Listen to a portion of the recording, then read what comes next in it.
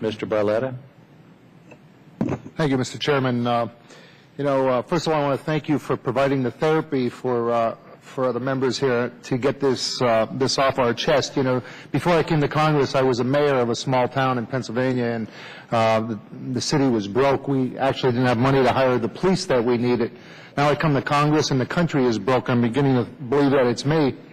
But I have to ask the simple question: when we deal with so many issues, like we don't have money to fix our roads and bridges, but yet we're giving out hundreds of millions of dollars in bonuses.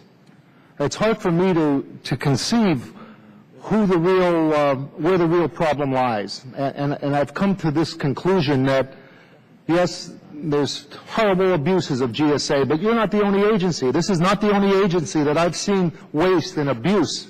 We can go agency by agency and find it over and over again. And I've come to the conclusion that we are the problem. We in Congress have failed.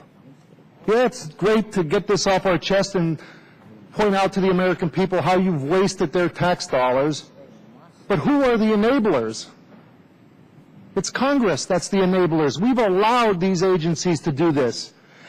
If anybody understands zero-based budgeting, you would understand that if we implemented a fundamental practice that most businesses use, rather than allowing agencies to simply budget by what they spent last year and this is what we're requesting this year, zero-based budgeting would eliminate all this. We wouldn't be having this hearing today because you see every agency would start out with the same amount.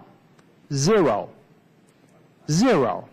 And you have to justify every line item why you need what you need.